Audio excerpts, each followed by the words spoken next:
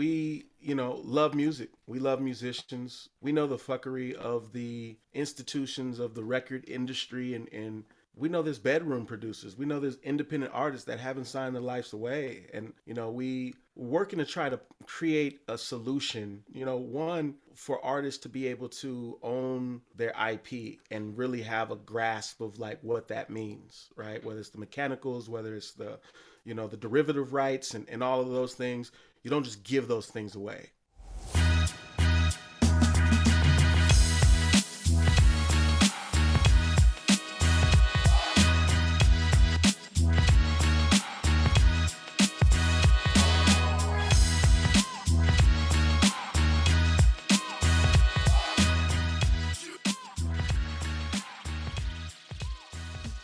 And welcome to another episode of Who's Got Clout, hosted here on Clout Forum by me, Mark Bentley, here in Perth, Western Australia, and my co-partner in creativity, Alex Roken, tuning in from over in Europe. And so together, we really enjoy bringing some of the most amazing creators forward that are bridging the world between the creator economy and Web3, the blockchain, and all this exciting future that's arriving fast. And today we have a very special guest. He is an OG of Deso. If you don't know what Deso is, it's a decentralized social blockchain. And it is changing the way we look at the possibilities going ahead for creators. And this is a conversation that has been well overdue. So let's just get started. DOZ, thanks for coming, man. How you doing today? Peace, man. Thanks, Mark. I'm great, man. Glad to be here. This is, like you said, a long time coming. I'm glad we're finally connecting on this. Absolutely, man. I still remember all those times, when this decentralized social blockchain came out. Remember, there was so much, craziness in the energy in the air. There was people saying, "Oh, it's all scam," and there was other people that were just seeing the massiveness. And amongst it all were these amazing creators and explorers that gathered together. And I remember you and I sitting on a call late at night one night, just hanging out. And I sat there and thought, sooner or later, we're going to make this happen. From across the globe, too, man. I mean, a year later. Absolutely right. I mean, it's one of the beautiful things. It's really connecting the world and allowing us to see new ways forward. So DOZ, let's jump straight in. I want to really, because what's interesting is, and I think you mentioned this a little bit. So those watching who know what Deso is, you probably know there was a big event last night, the Deso anniversary. But we're holding that conversation towards the end of this episode, where we're going to dive in a little bit and hear all about what happened there. But first, we want to bring a little bit of context here and actually explore you, DOZ, because like so many people that we've been working with for the last year and bringing this blockchain to the world and all these other amazing platforms, etc., you find yourself working with them for so long, but then realize you don't actually know much about the background before the moment. It's almost like before Deso. So let's jump in a little bit with you, DOZ. What's your story? Because I know music is something you're known for on the blockchain. Yeah. What were you doing before Deso, and what brought you to the blockchain world? Man, that's such a great question. Because it's funny, even last night, a lot of people didn't actually know that I did music, so there's still people kind of discovering the music side of me, because I'm kind of I got a Clark Kent type of scenario going on. My 9 to 5, man, I'm a project manager, and I work with a few nonprofits across the country, just executing on the day-to-day, the fun stuff, making sure that the projects that are launched are executed and delivered, predictably. And I think, what was it, man? COVID. I think COVID is really what pushed all of this into motion for, I think, a lot of us, right? Being forced in the virtual situation to explore new avenues, new streams of revenue and things like that. I'm a father of 4. As much time is required for them, I'm also creative at heart. So, between the 9 to 5, juggling the daddy duties, at night, I've just always had a passion to, not just at night, but usually at night, man, I throw on my cape and, I'd go out to open mics, or I go out to, different venues and kind of built up, this thing of just live performance. I'm a live looper. I like to make loud noises and create just vibes. And I was in a Clubhouse room because I had just joined Clubhouse probably December of 2020, right before they hit 1 million downloads on the app. And it was just a new world for me, right? To be able to communicate with social audio, with other humans authentically, And I started seeing all these NFT rooms. I think it was originally like the NFTs.tips, community, where I started to learn and explore with like Low Sleazy and Kane Mayfield and Natalie Crew and all those people. Um, and I just started to explore other communities. And I think one of the first ones I saw was Gift Clout. There was a Gift Clout room. And I'm Raj like, Lahoti. okay, what? A Raj Lahoti room. And I poked my head in, man, and the energy was just so. It was beautiful. It was authentic. They were giving. They were giving people money Yeah. ultimately, to try, a step toward Web3. Yeah. And for years I had owned crypto. Somebody told me long ago, get some XLM, get some XRP, get some Ethereum, some Bitcoin, and things like that. And I got my little pinky toes in a couple different pools, but I didn't know what to do with it. You just hodl, or you sell if it's the right time. And many times I probably should have sold, and I got stuck with the bag. And I was like, this isn't so fun, really. I'm not a Yeah. DeFi, or I'm not a financial guy anyway. I'm not in the stocks and trading and bonds and all of that. Should be, but what I saw in this gift cloud and this at the time BitClout, right? The announcement of this social media platform, where others could build on top of it. Um, I started hopping in those clubhouse rooms, man. And I think it was the Big Cloud community rooms, and Michael Joseph, and a few other rooms with really awesome people, Thor. And I just started to learn about crypto out of the context of DeFi, which is, I don't think many people get that, right? Like the idea that crypto, the transactions that happen on the blockchain can be more than just financial transactions. They can be, engagement between a fan and an artist, or engagement between a whole community of people, or a DAO. And so it was like, oh, this is it. This is the future. This is the wave. I started seeing, the different groups of people starting to build and brand, clout everything, Yeah. you know. Um, and it was like, okay, I think this is, I don't love the name, but I love the energy and I love the community. And it really started right away. The community sold me on this space of like decentralized social. And then it was literally the first place, where the whole monetization model of Deso allowed people from other countries to support me.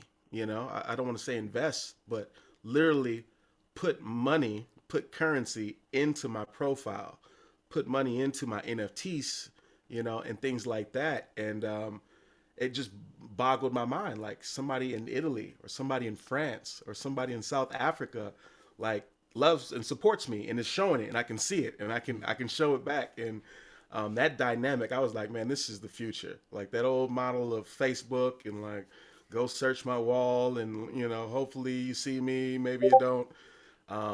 It just changed with the advent of that social audio, and then the blockchain, and the emergence of those communities, working together synergetically. So that's how I Yeah. I I, I found my way into the DeSo pool. Yeah. Doz, you're not only an amazing musician, because I heard that with my own ears on the live stream last night, but you're an amazing storyteller, because you Hmm. literally just summed up that entire journey so beautifully, man. So, you said on with what you said there about audio NFTs, and that social experience. What's been your because this is like you're saying, a lot of people are still in this mindset of blockchain being financial, right? Like you nailed it on that point. That's the cutting edge is starting to see we have a lot more opportunity ahead of us. But even as people are understanding social NFTs and they're understanding NFTs in general, this idea of music NFTs, like that's a concept that even I'm still kind of grasping. How does that work? Like what's going on here? So, for people like myself out there don't really quite get music NFTs or haven't heard of the concept before, what's your kind of elevator pitch? How would you explain the potential of what you see in them, in a sense? Yeah. Well, it's crazy because the world we live in now is so saturated with music. every commercial, every radio ad, every film, movie, uh, you know, did I say radio already? You know, radio interviews, just the music permeates every aspect of our cultures now. And we have to thank that to the old, the old musicians at the turn of the century that were creating music of their soul while they were going through bullshit, right? They were Mm, going through racism. They were going through literally people stealing their intellectual property, their music, their riffs, their melodies, their style, their wildness, their rebel nature. And it's just what humans do, right? We take and we re-innovate on top of things. But at that time, specifically the old black artists, that I looked up to, just hearing their stories of constantly losing access to their masters, right? The ownership of the music that they created. Um, it's I think that the world has been looking for alternatives since this new industry that's kind of risen to literally dilute the efficacy of music, and devalue an artist's catalog of music, by saying, okay, yeah, that song is worth 0.0003 cents for the stream, right? Like that's what it's worth. And psychologically, that's it's completely backwards, as far as the value of an original song that can move you. I think any one of us can look back in our lives and know that music sometimes can actually be the soundtrack to our life. It could, I seen a video of an old black man. He was probably in his 80s, 90s. He had what do they call it? Old timers, Alzheimer's. Alzheimer's, yeah. Yeah, and he was suffering from, just memory loss, and things like that, but he couldn't even actually communicate effectively, so but one of the things that they did is they played some music for him, from his day. And man, if you can find that video, I'll try to find it and shoot it over to you. When you see that man's face light up, you know that there's electrons and things firing off in the brain, and that music and the water that's in our bodies, I think, have a symbiotic relationship that we don't fully understand, right? Like, because our bodies are made out of water, right? And so they're conduits for those vibrations and those frequencies. And so tying that, and understanding and respecting the past and going forward, the idea of the blockchain and sovereignty over your art and ownership of your intellectual property stayed at the forefront of my mind. And like, it's literally why I'm like, okay, this is potentially generational wealth building. If you can protect your neck, for a lack of better words, and do your due diligence to make sure or ensure that you can pass down the things that you put on the block today to those in the future Mm, without the middleman, without the evil record exec, who gives the bad contract, and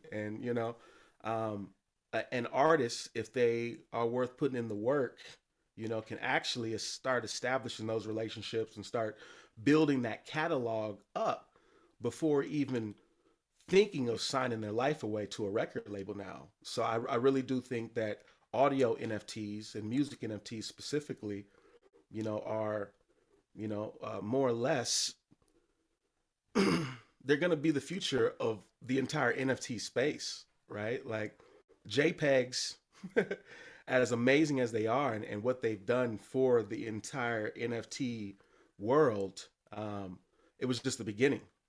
Once you tie a JPEG, or you tie a GIF, or you tie MP3, with the visuals, even if it was, something that was more about, utility, right? Like tying music to a utility, tying music to a piece of art, tying music to a contract, tying music to anything just makes sense. So I'm I can hearing see the future of the whole space evolving to have a soundtrack, right?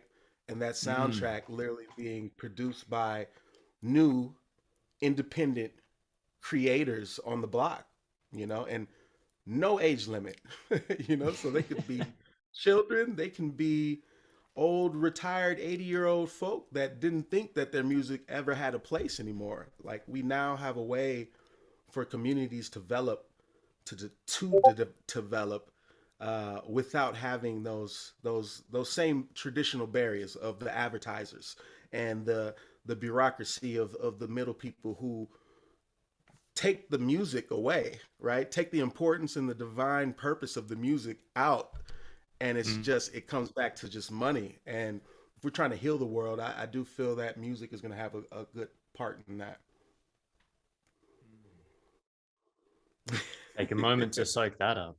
That's It's a lot. it's no, you really helped actually that click in for me, because I mean I understood the general concepts of how NFTs can help with things, but you really flesh it out in a nice way that helps appreciate the value, right? And I guess that's one of the challenges, right? Is that people just, I know for myself, I've taken music for granted most of my life. I don't know band names. I don't know the members. I don't know all these things, right? But I know that I love the music. Like when someone plays it for me, I'm like, hey, that's awesome. You know, it was never my thing to know all that stuff. But then now I'm starting to see how this new world is starting to bring the creator to the front instead of the brand or the record label to the front. Right. And you know, when you say about music, that's one thing I have acknowledged is just like you said, music creates a soundtrack to everything. As soon as you play music over a video clip, it changes everything, you Oh, know, content. right? And we see it on media, we see it on everywhere. And so now you're helping me understand, because my brother and I were talking last night about this idea of, you know, how like with even with the podcast we've got here, who's got Clout, you know, the music we use here, we've bought the license, we find a creator who's created it, and you use these platforms that centralize the content so you can buy your licenses. So now I'm seeing how absolutely these music NFTs are essentially making it so we don't need that company anymore to run it, that we can have a decentralized version of that where we can still go find music that matches my video perfectly, and I can pay you directly. I can then have that directly connected to you. So that NFT music will then be linked to you and really help connect that world of music that has definitely not been valued for the job that it's done for the world as most artists, right? So that is really exciting. And so how do you feel where the scene is right now? When it comes to music, you know, is it a good time for musicians in general that are not already into blockchain to start getting involved, or do you think it's still a little bit early for that? I think it's early for everybody, man. I think now's the time to start learning, and Hey, yeah. focusing on the music that they want, the catalog that they want to live forever on the blockchain. You know, I think, the thing with the disco babies and the easy, quick ways to distribute your music has actually even made the artists value their music less. So they're trying to churn out constantly to try to get these huge numbers and not focusing on the quality of the music. And I think it should be the other way around. I think the artist should really, especially when it's their first entry and their first foray, into the space, they should one learn the space, learn the mechanics, the pros, the cons, the risk, and the liabilities, you know, um, and really put their heart and soul in that first splash. And I think that first splash isn't a splash without community there, right, to welcome you, because otherwise it's just gonna be a thud. And you need the liquid of the people, you know what I mean, to like embrace you and catch you into that water. And so it takes time for that. Like the Yeah. artists that we look up to, they spent a lifetime, many of them without any recognition. They were going through the hardest of hards, you know what I mean? They were going through some real shit. Mm. And they still made music without any And hope that they were going to make it or they're going to get $1 million. They just kept making the music. And the last 20 years, I think everything has kind of shifted because people can make things so easily now that nobody appreciates the journey, yeah. that it takes to develop your voice, to develop your sound, to develop your craft, to just the timing and place to land somewhere. And I would say it's early because there's not a whole lot of discovery for music NFTs right now, right? Like Yeah. Go show me the top 10 music NFTs right now. I wouldn't even know where to look, to be honest, man. Wouldn't even know where to look, right? Yeah, exactly. So I think there's opportunities. I know of projects that are developing. I know I'm involved in a couple of them, that want to solve the problems of that, right? Of discovering artists, independent artists, who are minting music NFTs, and Mm, create a funnel for the fans, the investors, the partners that want to work with these artists to easily be able to track, follow, look at the metrics, look at, how they're doing in a particular community. I think those type of things are going to empower the artists to really just focus on the music, focus on the connections with their community. And I think that's going to just change the whole dynamic of the music industry. I think it's gonna be something elevated. It's not gonna be the industry that we once knew. yeah. And then I mean, then you tie that into metaverse communities and truly what Web3 unlocks, right? And then it's like, oh, sky's the limit. I mean, there's the gaming, there's just so many different things that the music is going to permeate and slide into. And when you have these audio NFTs, that people are able to wrap their heads around and know, hey, the artist is protected. Oh, I can even see the contract. Make things transparent, to where it's not secrecy. And that's how people are stealing and siphoning, an artist from there. There's leeches. There's always been leeches in these industries. So, I love the idea of a world where artists in Cameroon, right, or in South Africa, or in Indonesia, or somewhere in Detroit, you know what I mean, where they can enter a space, learn, grow, not get taken advantage of, and really put their best art forward and let the community respond to that. I'm looking forward. Mm, I see Deso as one of those vehicles for that. And as long as people keep building and innovating, the competition of all the blockchains is the best thing for humankind, because there's no more gatekeepers to keep us from progressing to our best limit, because everybody's just trying to get to the highest level. So yeah, it's that decentralization of power again that we see as a problem all over. It's like you look at the Roman Empire, that centralization of power leads to the collapse of a society. And it feels right, like if blockchain wasn't coming along right now, that would be our pathway. We would be following the ancient Romans. And it's seeing this ability to take that, because in a sense, whenever you centralize power, you've created a weak point that people with nefarious intentions can aim at, right? And no matter how nice you are or how good a person you are, as intention starting a record label, eventually that pressure will build up so much you'll fall into the corruption. that's So right. so this is Yeah, exciting. It's exciting to see this new world that's opening up, but it's also a bit scary, right, for a lot of people, because there is, like you're saying, there's no curation yet. There's no, systems in place. There's no roadmaps. There's no. It's a whole new world we have to build together, and I think everyone's gotten used to someone else building it for them. So what I'm right, hearing you say, DOZ, is it's a time to come in, but don't come in thinking it's just about flipping your music for a few NFTs and making $100 and taking off. It's about right. coming in and being part of creating a whole new world for music, right? Yes, yes, and just being aware that the rewards are there, the opportunities there, as well are the risk. Mm, And just coming into a new world, you can't be so gullible to think that everyone's out to help you. So protect your net, protect your IP, protect what you're producing, because if you're going to put it on the block, it's going to be there forever. And if it's going to be there forever, you want your best foot forward. You want to know that you set yourself up for success, or anybody you're mm. working with.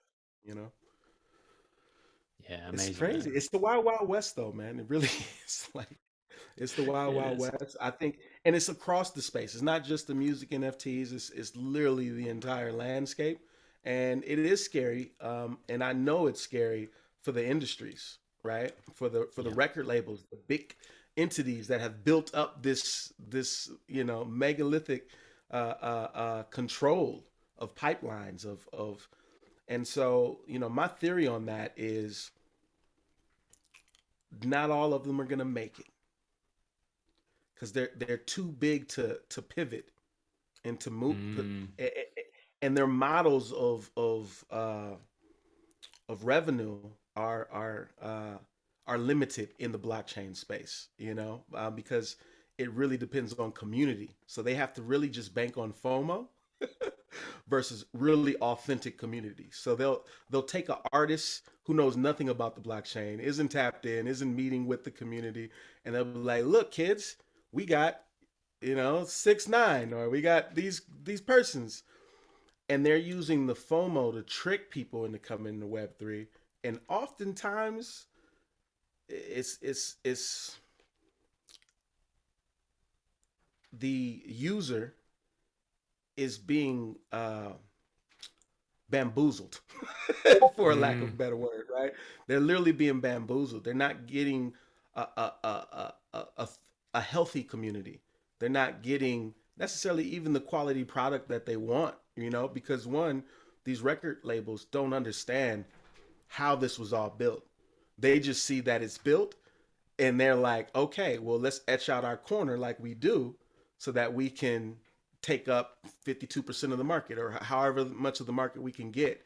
And I just don't think that the bigger entities are going to be able to survive. I think there's going to be smaller conglomerates of more agile, um, you know, uh, uh, versions of those big boys that come into the space and understand, like, hey, look, we got to immerse ourselves.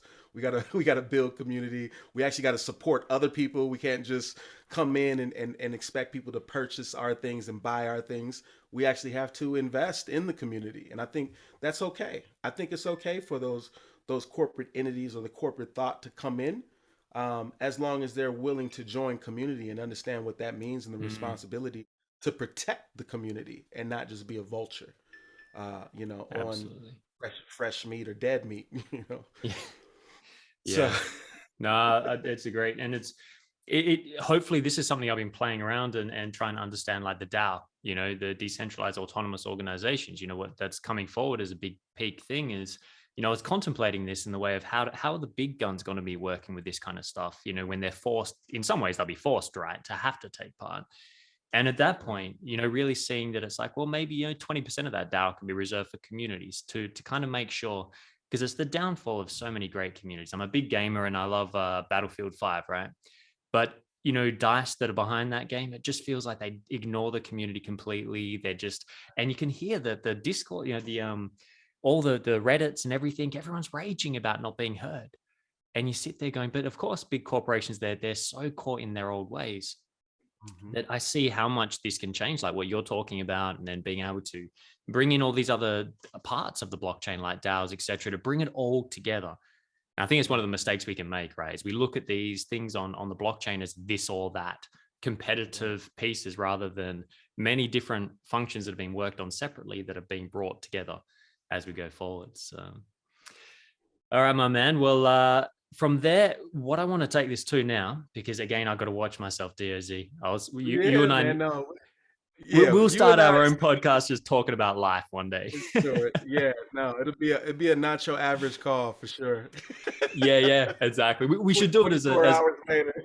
yeah, 24-hour nacho average with DOZ and Mark. Right. Yeah, yeah. So, but what I do want to jump on though is let's start heading more towards DeSo and what's going on there. So the decentralized social blockchain, again, for those that haven't been tuning into that world, what are some of the favorite things you're working with over there? The favorite projects that you want to share a bit about? Oh, yeah, man. Honestly, there's so many at this point. I'm not able to keep up with them at the pace that they're developing, but I mean, off the top, supernovas, I'm super excited about. I think they're gonna actually allow a bridge for a lot of different artists, 3D music and otherwise, to um, man, kind of what we're talking about, right? Like with Yeah, the DAO concept and just having ownership and having true community that's building for the betterment of artists, So I love what Supernovas is doing, but the same could be said for NFTZ.zone, right? Or, could be said about the Astro Nation community, that's building, metaverses literally. You know, GDS virtual galleries, the concept of these virtual galleries popping up, in metaverses, and in community clubs like Connect Club, and all these cool things, man. So honestly, Entra, D Work, that I'm really hyped to see what the next year looks like for the Entra D Work team. Have you checked out that platform at all? Yeah, man. Yeah. Join Yeah, Entra, ENTRE. So join Entra.com for those yeah, who haven't seen it yet. We had them on the podcast. And yeah, man. So yeah. I've seen your name on there and Yeah, really enjoy man. it for sure. They got an amazing team that's building over there. So I'm really bullish on them. Obviously, Open Prosper, man. Everything that's being done from an intelligence, from a data point of view, is like so invaluable. Like, I don't feel like anything on the block has more impact than just the concept of Open Prosper, right? And the ability to, get those real time, intelligence reports on the data that's happening on the blockchain. Yeah. That's a huge one for me. Just on that What other DOZ, project? that's Yeah, that's something that when it comes to curating information, right? Because I think this is going to be one of the most things in most demand going forwards is finding ways to curate content to the right communities, the right people, right? Coming up with innovative ways of, because it's like the internet when it first came out. You jump on and then you just go blank. You don't know what to look for because you look for anything, right? right, So as we go forwards into that, to really see the data is essential for automating that kind of process, right? If we don't have data, we can't interpret whether something is good or bad or in alignment with us or not. And so it's that thing where data collection, is very stigmatized because of course the centralized people who have been doing it. Won't mention their names here. And but this is the beauty of, like you're saying, Open Prosper. It's such a powerful tool for opening up that data so that everyone can see it and use it for good uses, to be able to make sure their content gets and they can find people they are really going to be interested in. So I think it's going to be interesting to see how people change their relationship to data collection, and right. looking at, how do we work with this going forwards? Hmm. Absolutely, man. And I think it allows one to prosper. When you can see, when you can see that data that's open, Hmm. We see you what you truly did there, can sir. prosper. You see what I did? No, but I just, once again, man, just the innovation. I know Salil and his team are He's incredible. innovating. We're at the beginning. Yeah. Like I don't think YouTube had a data analytics tool like Open Prosper the first year out the gate. Um, maybe Facebook did, but it was all internal, so nobody could see it, right? Just the advertisers. The fact that we today can hop on and check out any project that's on chain, any person or profile, and just get that information, man, that's just it's important for even some of the security tools of the future, some of the Mm. speculation tools of the future. I think there's opportunities there to help, people who are new into the space, like learn about the importance of all of these different metrics and what they mean. I think we're going to have a very educated community, for a social platform as more people come, because you have to learn about the blockchain. You have to learn about transactions and gas fees and, you know what I mean, auctions and bids and scams and rug pulls and, all these different things. It's definitely not an idle place by design. I Yeah. think it's something that you constantly have to reach out, connect with new people. I've never had to work with a developer or talk with a developer or, an angel investor or anything like these, but this is the one place where everybody's here. There's music artists, there's visual artists, there's like, if you're trying to produce something and you need a crew, it makes sense because literally all these different people are here. Somebody who's a film specialist, somebody who's an audio engineer, someone who's designing 3D graphics or animations. It's a very exciting time, and I've never been a part of a community like this. And not all of it is, sunshine.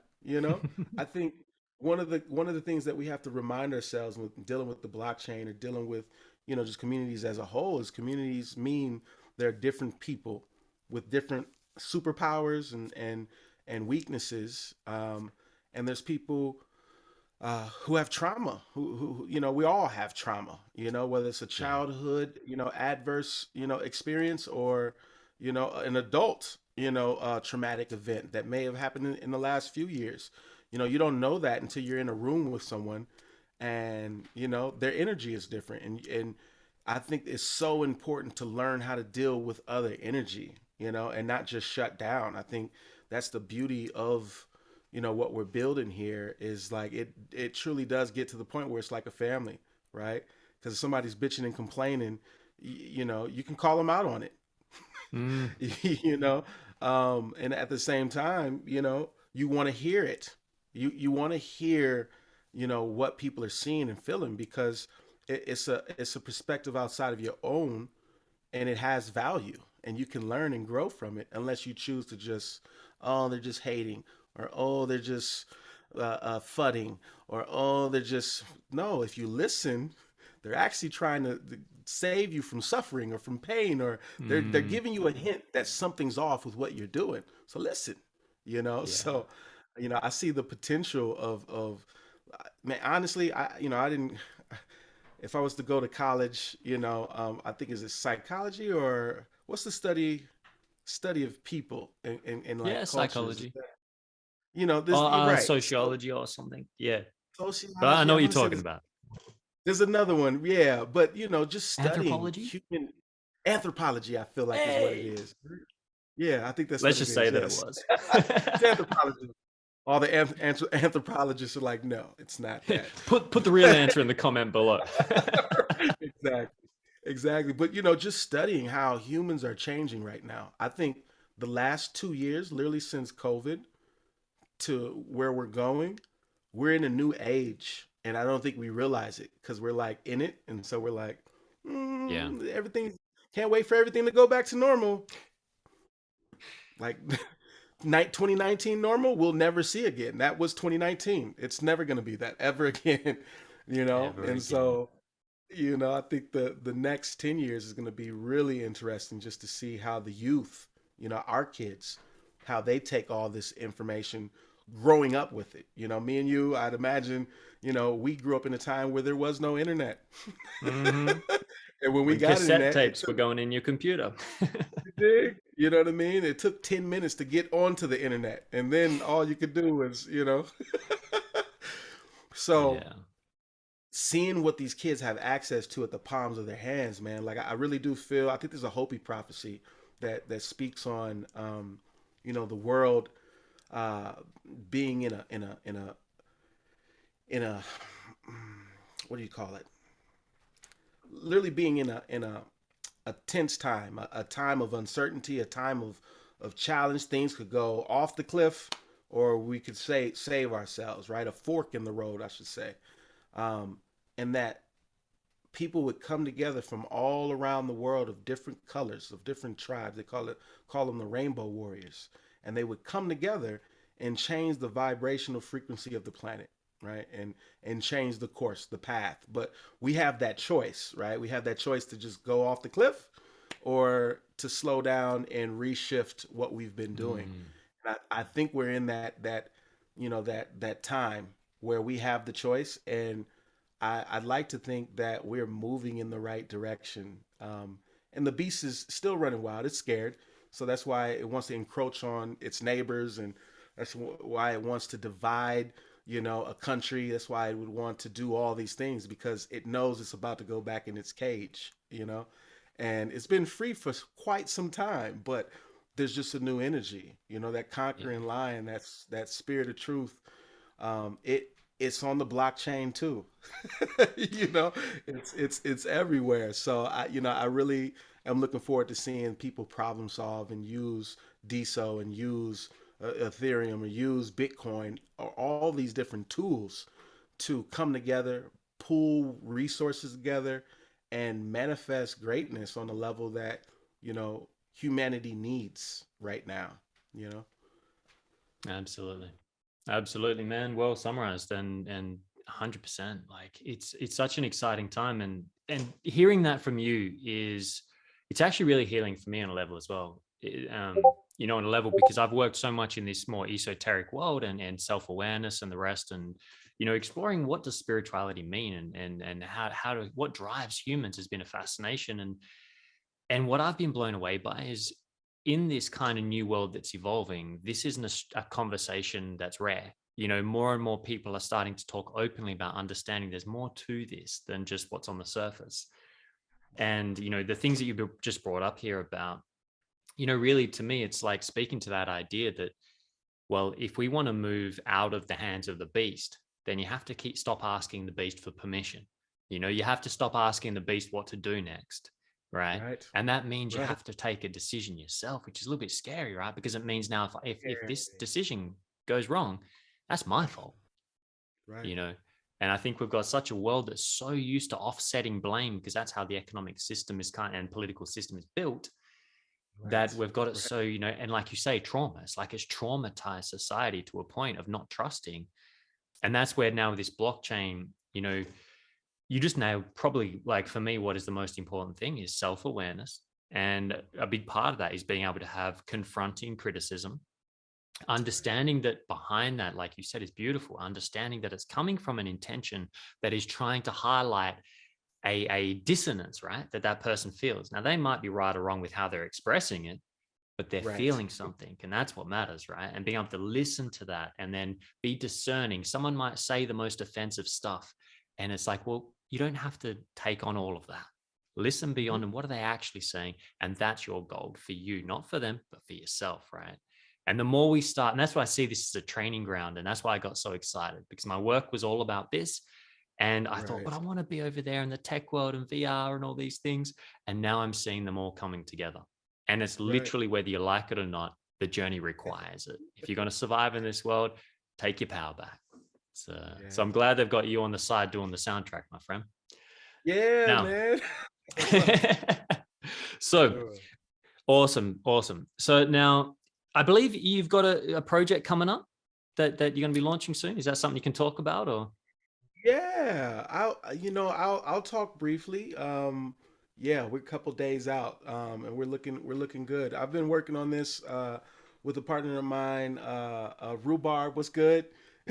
um, we, love music. We love musicians. We know the fuckery of the institutions of the record industry, and um, we know there's bedroom producers. We know there's independent artists that haven't signed their lives away, and we working to try to create a solution.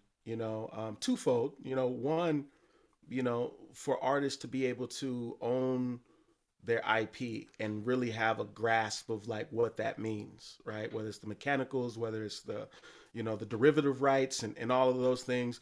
You don't just give those things away, right? Yeah. Um, we want to make sure that we're empowering artists to understand the value of what they create and what they own, but then also find a way to curate discovery. You know what I mean? And actually allow it to multiply in an organic, synergetic way. And so we came up with the idea of WAVpoolX, and WAVpool. The whole context of a wave, a wave file. It's usually the higher quality raw data of the audio, and we're thinking like, look, people should be able to pull together all of the NFTs, of the artists, of the people that they support, and be able to listen to them in the metaverse, listen to them in the car, listen to them at their desktop. And so yeah, Wavepool kind of came out of that, and the idea of it, potentially, being a DAO was like on the fence, and then we heard of DAO, and we got super excited about like some of the tooling there, because when you're looking at DAOs, you kind of understand right away, like, man, you need 3, 4, 5 different tools to kind Yeah. of manage all the aspects, the governance and the just the communication and things like that. But seeing what once again Deso is delivering and shipping with these tools, we decided, hey, let's take a stab at breaking the music industry and creating a backdoor for artists to own and have the leverage. Because we're not saying that artists won't want to get a record deal or won't want to have their music in a Marvel movie. We're just saying when you get to that table, have leverage. You know, I would say check out wavepoolx.io, and there's more details of the idea of the project and how people can get early access to it and support what we're doing for music advocacy. I think that's kind of the key is we're going to be pumping up our Discord and Twitter. It's been like closed off, for development as we've been just building. And now I think we feel confident that we want the community to come in and like ask questions and build with us and Excellent. make a really solid product. Yeah. That's fantastic, man. So is it so the wave pool is kind of like your record label collection, right? Your record collection, I should say, in a sense of when you go out there collecting NFTs, is it correct? It'll be a place where you can keep your NFT record collection and access it on the go wherever you are. So you can be able to use it without having to log, all these crazy efforts. Is that about right? Ex- ex- exactly. And whether that be Fantastic. metaverse, you can have your record crates, in the metaverse and pull it up and have your NFTs play. So yeah, we're really trying to Awesome. bring something that's cool and different that doesn't currently exist out there. Yeah. A lot different than I guess what you would say of a traditional streaming platform like Spotify.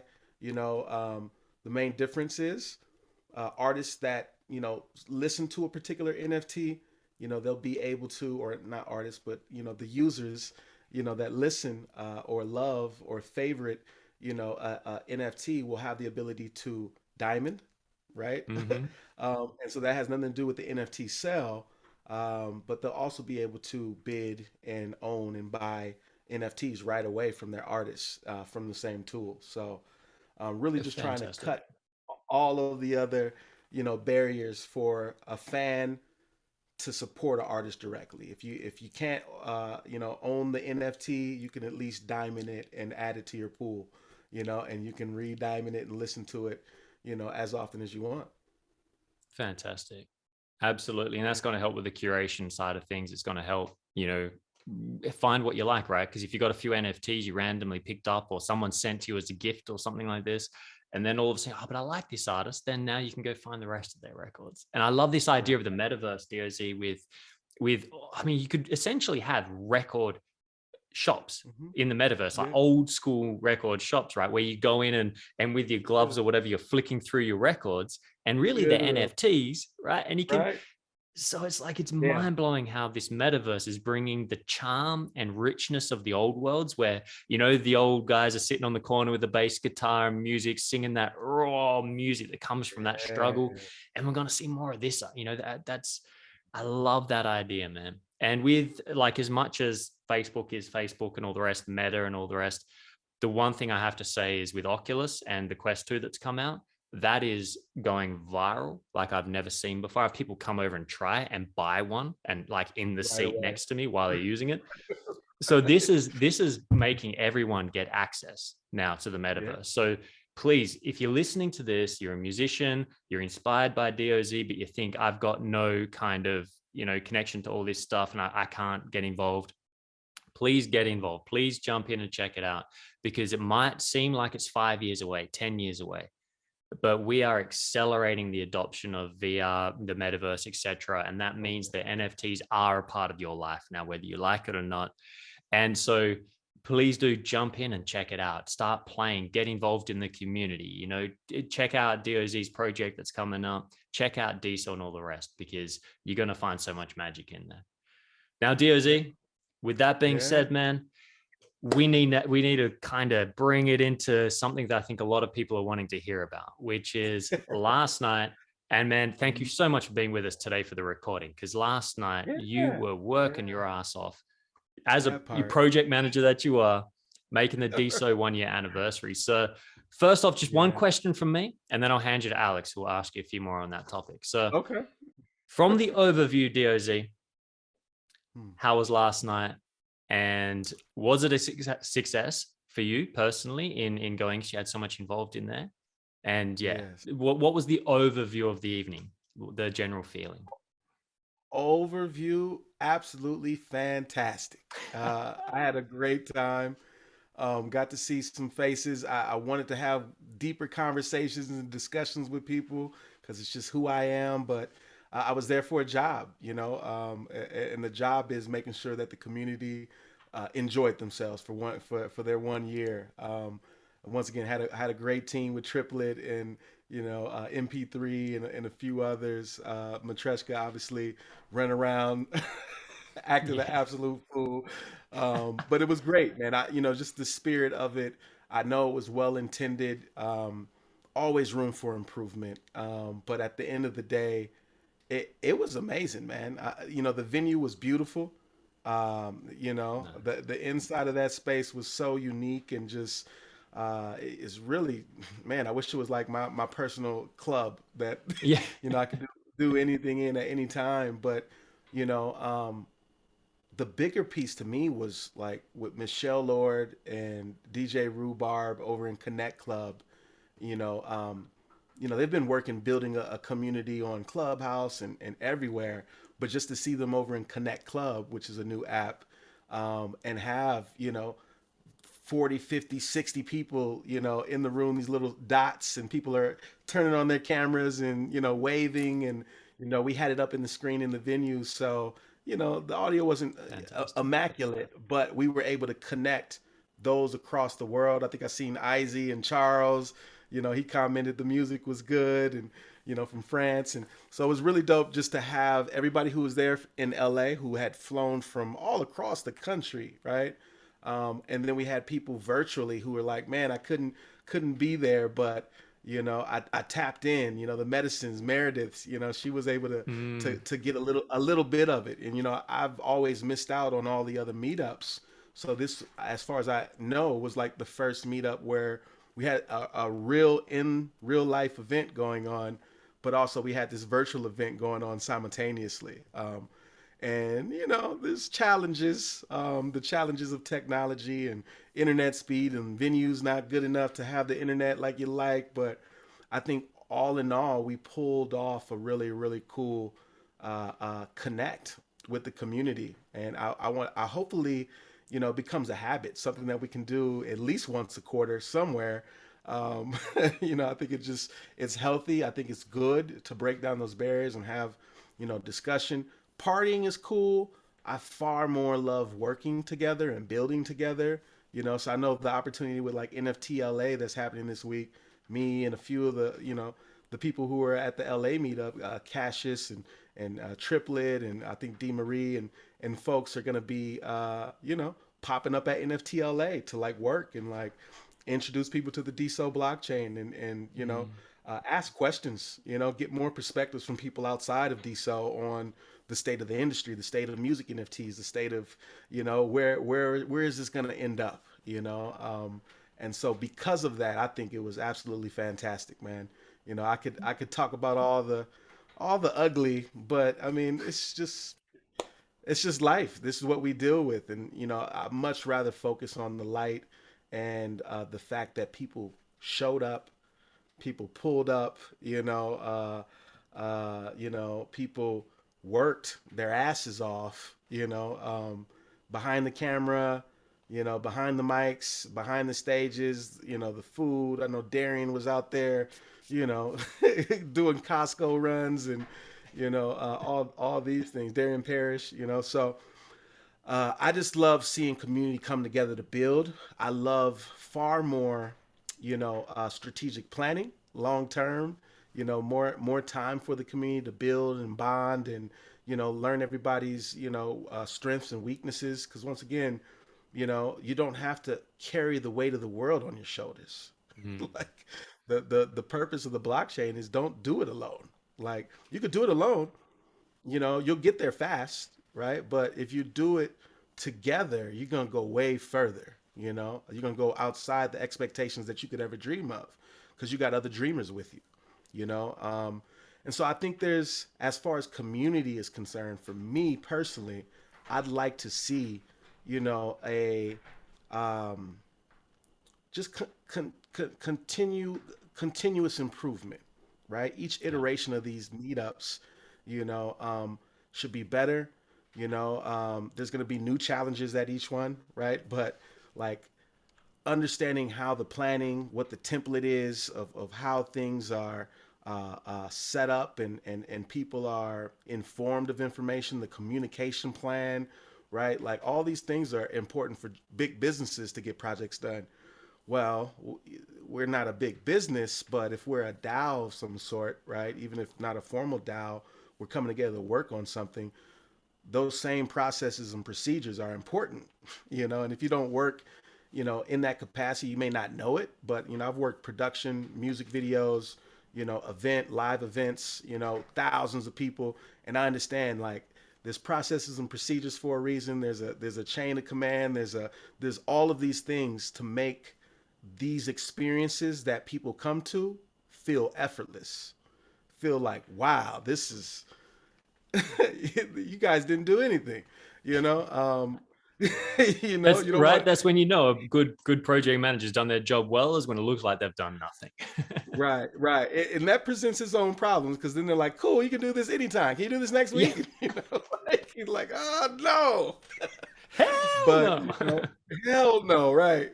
But, I just I believe, I've got hope that our community um, will continuously improve and become stronger and better, and be authentic.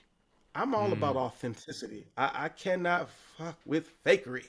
Like, if you feel some kind of way, you have to articulate it. Let that shit out. Don't let it brew up in you. If something's wrong, okay, maybe not be an asshole about it when you articulate it. Find a way to, usually if you got something truthful to deliver to somebody, that maybe they don't want to hear, try to, add some humor to it, because nobody wants to hear the truth that they don't want to hear and not Mm. laugh about it. Yeah. But Laughter if you heals give them, everything. man, and I think it Yeah. allows the armor that people put up, it allows things to penetrate a little bit deeper, Yeah. and so Absolutely. I'm looking forward to more of what I saw last night. It was the first one, I think, of its kind. It was the first time that I know of that Nader popped up. Alex popped up. Fast Freddy popped up in the space, in the place, and we're like real human beings, conversating Mm. with, like, people that they've known for months. I was gonna say for years, but, months on the blockchain. And, it's exciting. Absolutely, man. Now, hey, let's not go any further on that, because this is where Alex has got some good questions, I think, that you're about to go into answering before he's even asked them. So, Yeah, I love it. I love Dozier, it. you, my friend, are just, to me, you are one of the OGs on the platform that represent the heart of the blockchain. And it's something that I felt from you from the beginning, and really resonated with, and have really been excited about the time that the universe pulls, that I get to hang out with you, and because I look forward to working with you somewhere along the way down the line, whether it's over there, whatever happens. All I know is that you are an incredible man that is stepping forward, and I love the fact that you're a grounded family man, that you have the everyday challenges of real life. It's not like, you because it's very easy when you're single and an entrepreneur to kind of take risks and run, but you're such a role model for so Mm, many artists, creatives, whatever label they want to give themselves, that don't have that ease and grace to be able to just commit like that, to show that it's still possible, that you're still making it happen, that you're still getting out there, and even in everything that you're doing, you're staying connected to what's important, which is to that authenticity and to that heart. And so, man, I appreciate it. You're incredible. And I'm going to hand you over now to Alex. And then after that, we'll just have a few minutes to tie up the podcast at the end with some last no words. worries. No All right, all worries, yours, man. Thank Alex. Thank you, Mark. First of all, I'd like to say thank you and shout out to Matryoshka, who you. initiated and coordinated the whole thing, and to all organizers like Mr. Triplet, you, Darren Parrish, and others who joined actively and being volunteers in building this amazing community. And I heard and I saw that you worked pretty hard during the party, and you've contributed a lot before the event. I 100% consider you as one of the organizers of this magical meetup that happened on past weekends. So from the organizer standpoint, point. What was your experience and impression of making this community-driven event that was brought to life just by volunteers from the community?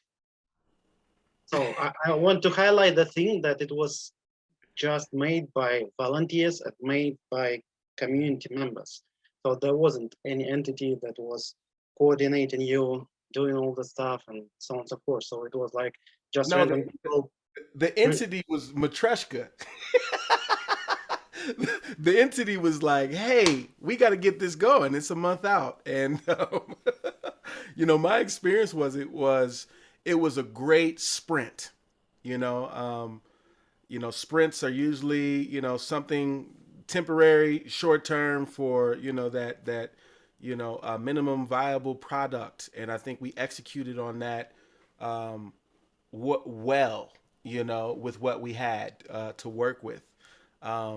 Optimally, planning, communication, consistency of these things, over time, uh, will alleviate the challenges. Sometimes you can see challenges coming if you talk about it, right? And you have a change plan, or you have, at least an understanding of events. Once again, Murphy's Law. If it can go wrong, it will go wrong.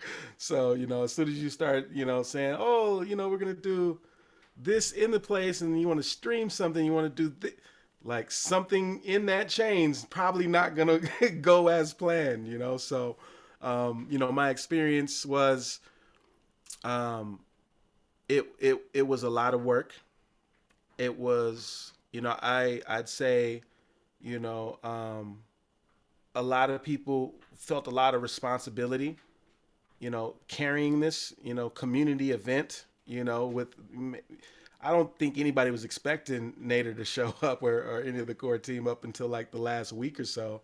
But, leading up to that, just the weight of like producing an event, putting together a budget, making sure that people get paid out, making sure that you secure the venue, that you got the insurance handle in case anything goes wrong at the venue, like all these pieces.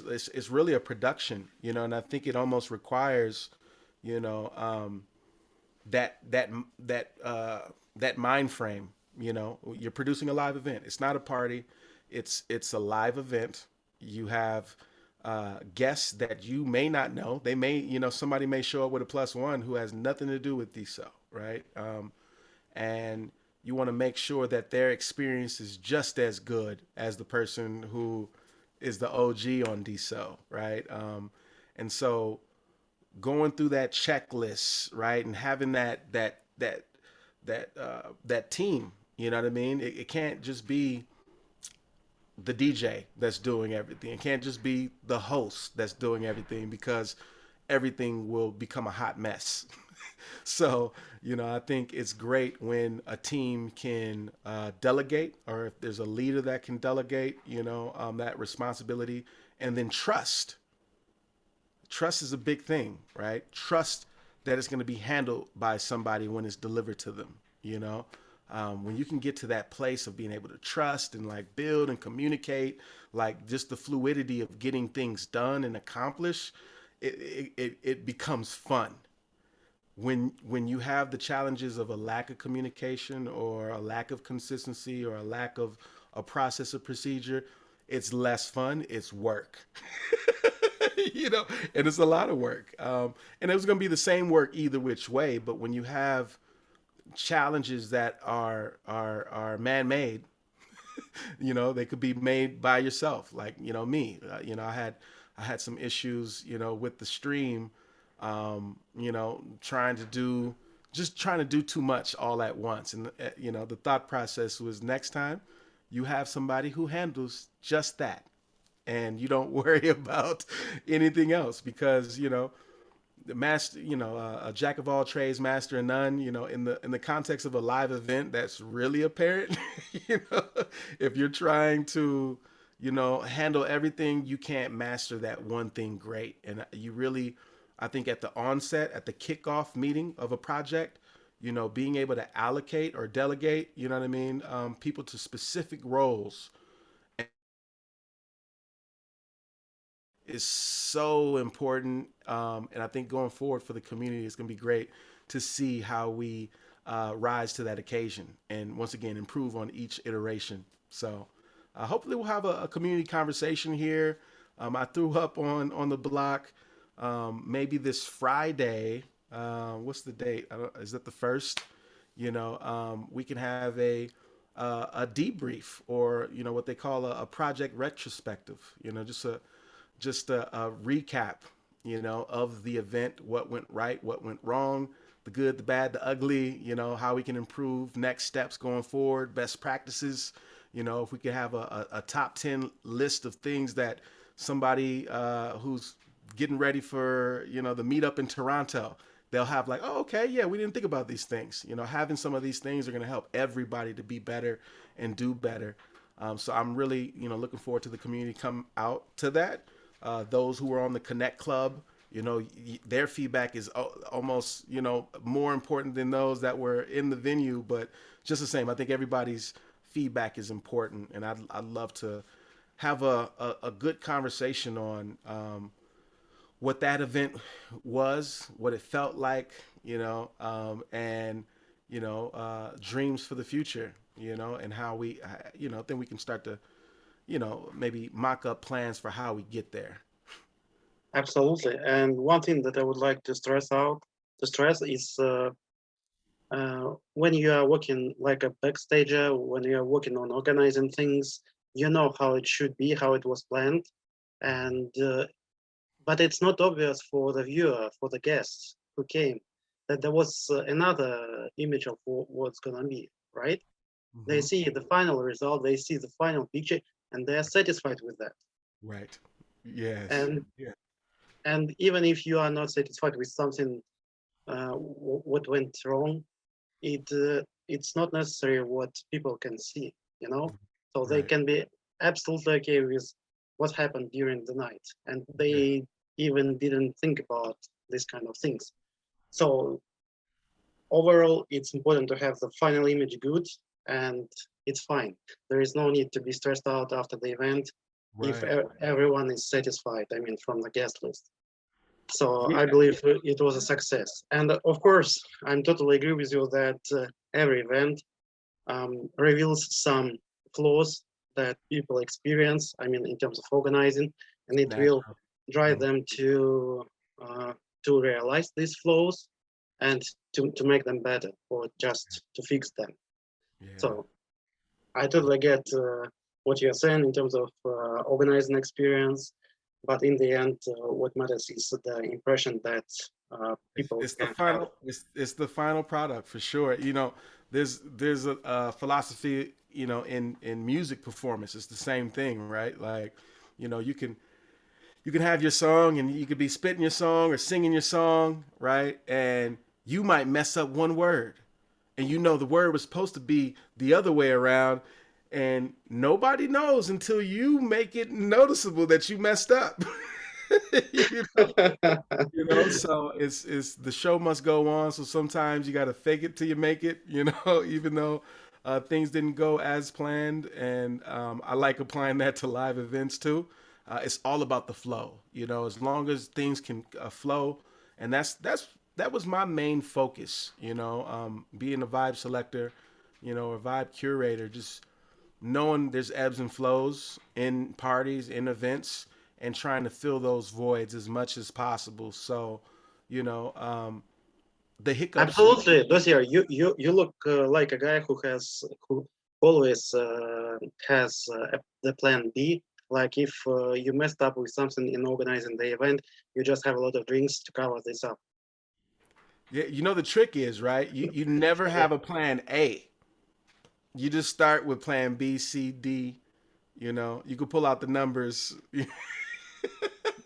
and then you just wing it. You make it work. But yeah, no, long story short, I mean, um, I think the event was excellent. I mean, there was moments where I was gonna really just come and just enjoy, and I'm so glad that I was able, I had the opportunity to be on the team, and add value, to the whole experience. Because once again, once Alex and Nader and Fast Freddy came through, like it was just a magical experience that couldn't have been what it was without all of the particular elements and people and vibes that were there. So Absolutely.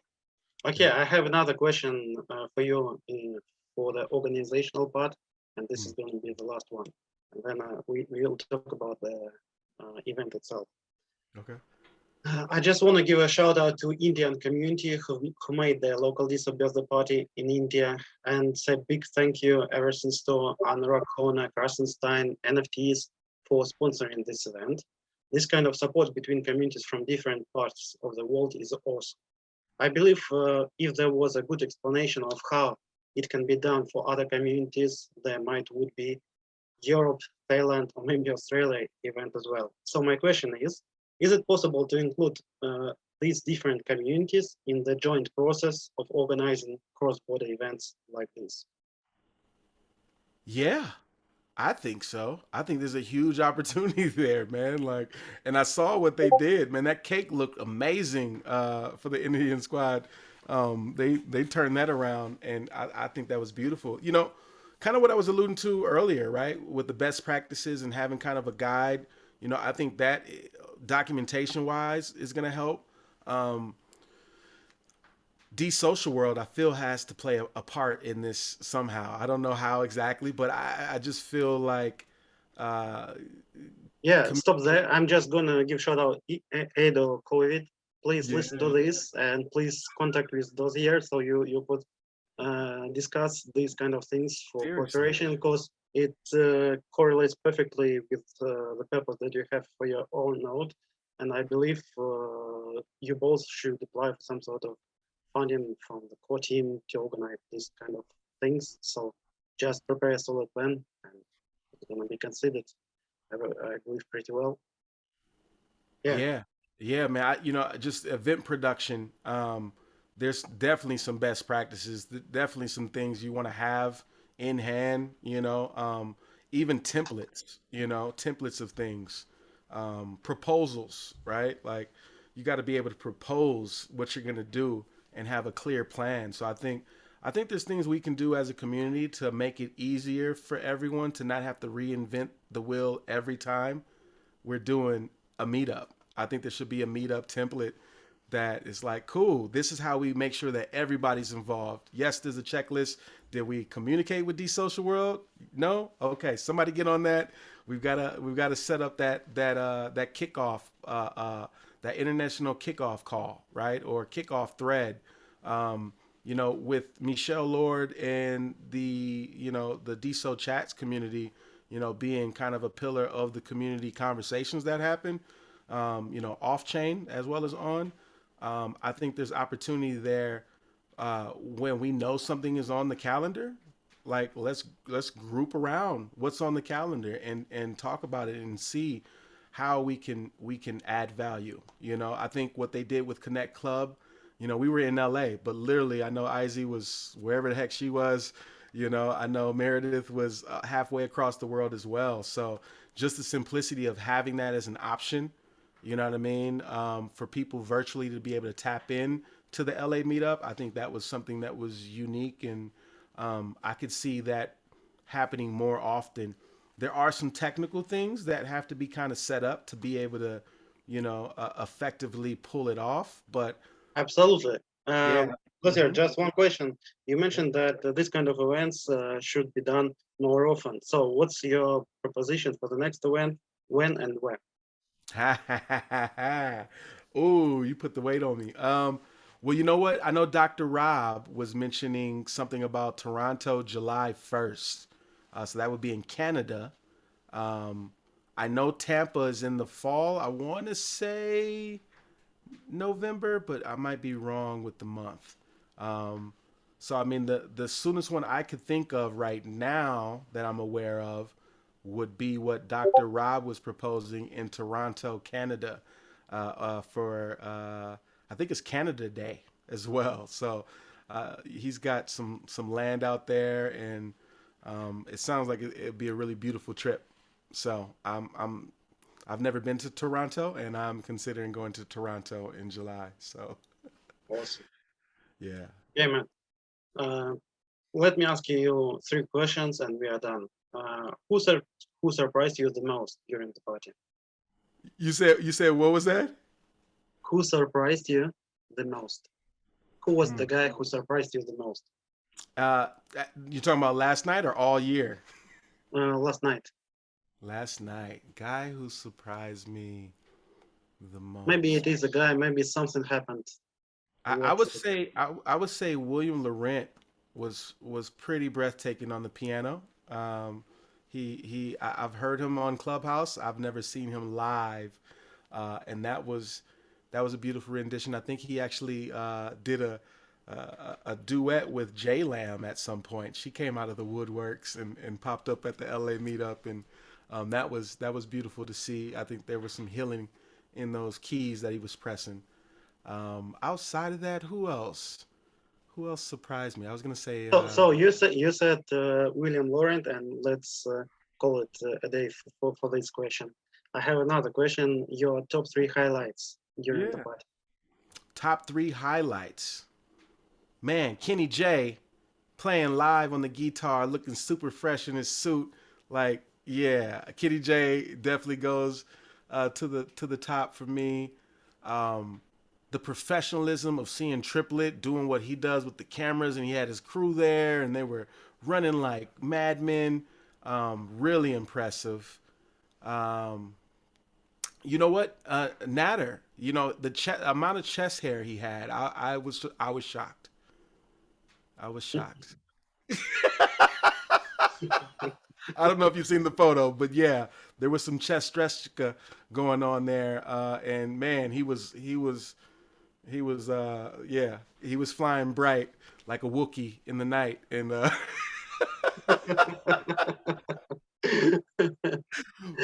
that was impressive, I will say.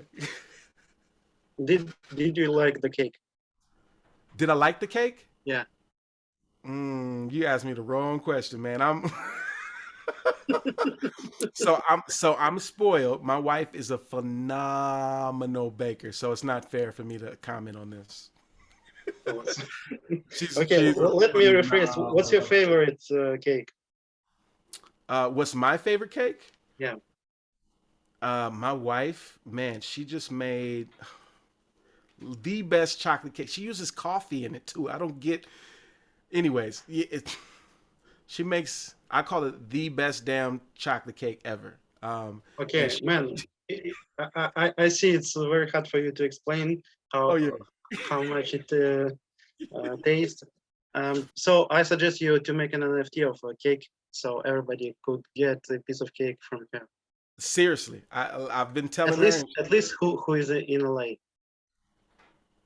They will not be disappointed. I will say that much, man. And everybody last night was this close to getting a taste of what she does, and you know, Murphy's Nice. Law. But it was all good. It was a beautiful cake. You know, that Indian cake though, man, I want to see what that was hitting for. That thing looked immaculate, looked just like the Deso logo. Did you guys see that for their meetup? It was amazing. But yeah, you know, I'm very spoiled now about the cakes situation. But her chocolate cake, she does everything from scratch, and she just elevated the game. She made a graham cracker crust at the bottom of the cake, and she put them on the individual layers as well. And it's like graham crackers and butter, and it's like condensed down and with the cake, and then she made. I'm sorry. I'm sorry. I was about to block out. Let me stop. Yeah. Stop. Okay, my last question for you, man. What's your impression about Nadia, Alex, and Sweden? Man, Yeah. you know, my impressions of all 3 of them was they're real humans. I think It's proven. I'm not. Now. I'm not certain about Alex. I mean, he's got some O's and ones in his his security code. But anyways, no. Honestly, man, I thought they were really real, and I know that probably won't translate properly, but like when I say really real, to pop up, to show up in real life, you know, the risk, the fear, you know, the anxiety of you building things and people not being happy all over the world. It was dope and real of them to show up, show face, and not just disappear after 30 minutes, right? They literally stayed there most of the night talking with mostly everybody. I didn't get one-on-ones with them like that, but it was dope to see everybody have time to communicate with them and them come around and meet everybody, even just for a brief, hey, how you doing? You know, like that's huge. And I hope that's a new pattern. That's a new, you know, that marks this 1 year of like change, you know, because I mean, at the end of the day, 1 year ago, we didn't even know Natter was Natter. It was Diamond Hands, you know, and, you know, to be a year later and they're in person, you know, full Wookiee on us, like that's dope. I love that. I love seeing it. So Awesome. And the most important question for me: did they enjoy the party? did they enjoy the party? Oh Yeah. yeah, I didn't see them dance. I really wanted to get them on the floor to see the moves, but they might not be able to dance, so it's okay. But I think they absolutely enjoyed the night. I saw Nader and his wife leaving. I was outside. You know, the one time I had a quick break and was able just to touch base with him, and I could just see it in his eyes that he was just excited to be there and to see everybody there and have a good night. Like, you know, there were no there were no threats or no, you know, ill will. I think it was all love, and I think them seeing that and being in that space and seeing the potential of community coming together to build and to recognize each other. Them coming and recognizing us by being there and seeing the people on Connect Club and taking the selfie with them, like that's something that I don't know any other blockchain has for them. Awesome, man.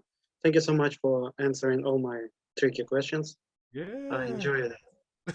love it, man. Thank you. Great questions. Thank you. Beautiful. Thanks, Alex. All right, Mr. Dozier, I think it's time, Yeah. my friend. Thank you so much for being with us today, man, sharing the stories and for calling out Nada. Now, Nada, don't worry. I've got a pretty hairy chest as well that everyone does the same reactions. So I'm there with you, Nada. Matreshka, you can do me next. We'll do He the also gorilla just chest. yeah, so I'll translate for you.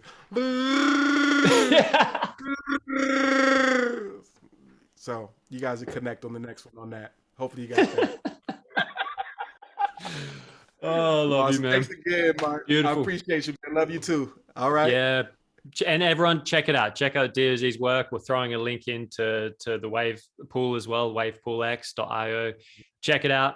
Keep in touch. Go on diamondapp.com, whatever app you like. Yeah, WAVpoolX.io. And get in there. Take part. Get dirty. Have fun. Experiment. And like you said at the beginning, DOZ, have fun. All right. With that, all our love. And we'll see you on the next episode. Peace. Take care.